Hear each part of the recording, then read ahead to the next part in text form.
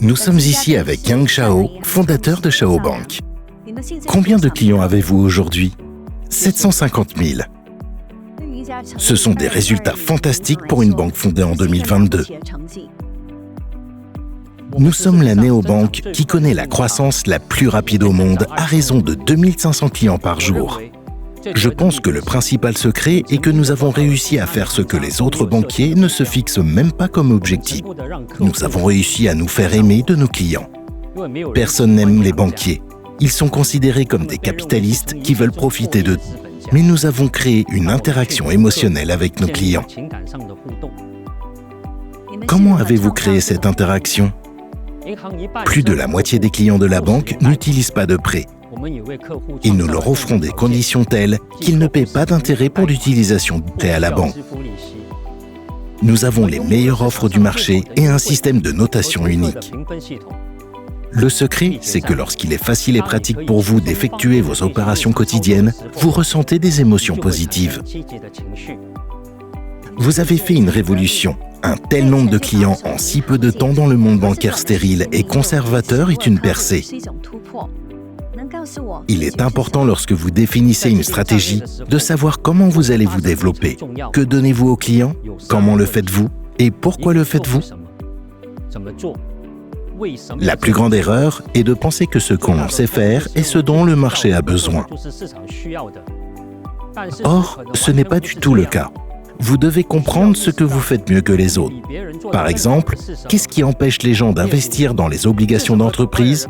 C'est la complexité. Il faut faire beaucoup de choses, lire beaucoup d'informations. Mais nous avons créé un mécanisme simple et pratique pour acheter des obligations et nous avons gagné l'amour de nos clients grâce à lui. Pourquoi avez-vous réussi ? Nous avons réussi parce que nous avons compris les besoins de nos clients. Nos clients ont besoin de services bancaires simples et pratiques pour leur investissement. Et pourquoi les autres banques n'ont-elles pas compris ? Parce que la simplicité est la chose la plus difficile à faire dans les affaires. Parce que ce qui est compliqué, c'est de rendre simple. Mais rendre simple est très difficile.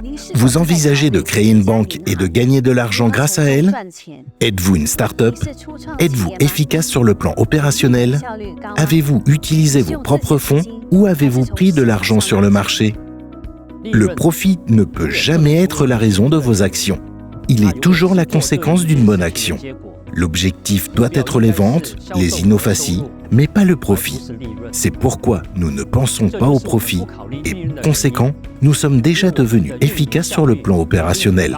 Et nous n'avons pas pris d'argent sur le marché. Nous ne faisons que nous développer. Nous ne sommes pas encore prêts à émettre des actions.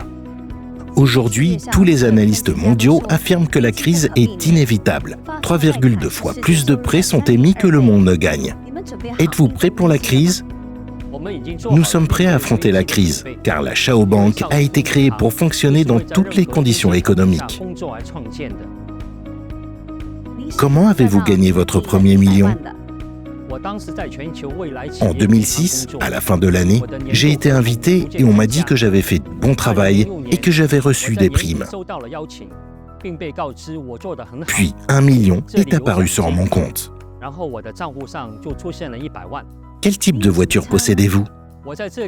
J'ai une Mercedes Maybach ici et à Londres, j'ai une Tesla Model X. Ma femme a une Porsche. Quand avez-vous créé la Xiao Bank ? Nous avons commencé à l'automne. Nous fêtons notre anniversaire le 28 septembre et cet automne, nous fêterons nos 2 ans d'existence. Comment organisez-vous votre espace personnel ? Vos activités sportives, vos voyages ? Combien dépensez-vous par mois ? Je cours tous les jours le matin. Je vais au bureau. Nous avons des réunions de projets tout au long de la journée. Nous sommes toujours dans des endroits différents.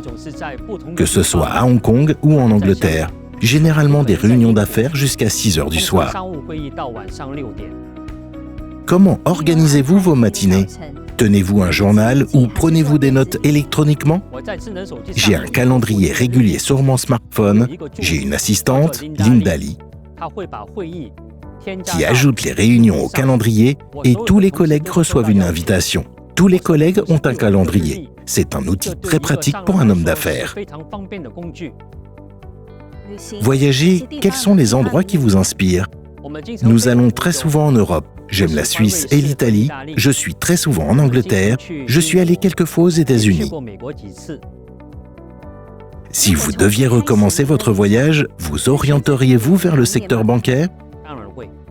Oui, bien sûr. Je trouve cela très excitant. J'aimais gagner de l'argent, m'occuper de finances et lorsque j'ai obtenu mon diplôme, j'ai commencé ma carrière dans la finance. Comment le message de la direction est-il diffusé au sein de votre banque? Si vous voulez communiquer quelque chose aux employés, s'agit-il d'un système de messagerie? Nous avons une structure très simple. Nous essayons de conserver le format d'une start-up. Au départ, nous étions une start-up non classique, parce que dans une start-up classique, il y a un pourcentage très élevé d'incertitude, des risques très élevés et un besoin obligatoire d'investissement. À mon avis, ce sont les critères d'une start-up. Nous savions clairement ce qu'il fallait faire. Nous savions comment le faire. Nous avions une bonne compréhension du marché. Lorsque nous avons commencé, nous avons établi un plan d'entreprise qui était assez audacieux avec une croissance agressive et nous l'avons dépassé 3 fois. Faut-il se fixer des objectifs ambitieux? Nous ne pouvions même pas imaginer que nous pourrions atteindre un tel succès. Nous savions comment croître, mais nous avions un modèle de banque classique. Nous ne serions même pas appelés une banque si nous n'avions pas besoin d'attirer des dépôts. Nous avons fait en sorte qu'il soit très facile pour le client d'interagir avec les services. Et nous sommes appelés une banque pour que les clients comprennent que nous avons un fonds de garantie. Si vous placez un dépôt ou achetez des obligations, il vous sera rendu même si quelque chose arrive à la banque. Nous payons des contributions tous les trimestres, garantissant ainsi aux clients la sécurité de leurs fonds. Quel conseil donneriez-vous à un jeune de 20 ans? Mieux organiser sa journée et lire davantage. Quel livre a changé votre vie? Le livre Thought Management de Dan Kennedy a beaucoup changé ma vie. KeyCoin, jetons et P2P, dans quel but ce produit a-t-il été créé? KeyCoin est une extension de notre idée d'être complètement indépendant des facteurs externes. Comme je l'ai dit plus tôt, nous sommes prêts à faire face à n'importe quelle crise et notre propre jeton qui est lié aux actifs de l'écosystème est un autre pas vers l'autonomie complète. Que voulez-vous dire par lié aux actifs? Qu'est-ce que cela signifie? Comme nous le savons, le taux de la plupart des crypto-monnaies est spéculatif, alors que le taux de KeyCoin dépend des actifs gérés par Financial Partners, ce qui en fait un produit unique sur le marché. L'ouverture de la plateforme P2P et la nouvelle série d'obligations à faible rendement signifie-t-elle que vous n'avez plus l'intention d'émettre des obligations d'entreprise? Non, ce n'est pas du tout lié. Le trading P2P est très populaire et c'est un autre produit à part entière sur lequel les clients de la banque gagnent de l'argent. En ce qui concerne l'émission d'obligations, ce n'est pas nous, ce sont les entreprises qui régulent les rendements. Nous recevons une demande de financement et elle passe ensuite entre les mains de notre expert obligataire en chef, Rong Tang. Lorsque nous recevons des demandes de financement, nous émettons des obligations. Comment voyez-vous l'avenir dans 5 à 10 ans? Les statistiques montrent que d'ici 4 à 5 ans, nous aurons dépassé les 100 millions de clients. Et ce n'est que le début. Nous allons poursuivre notre croissance, car nous n'avons pratiquement pas de concurrents à l'heure actuelle.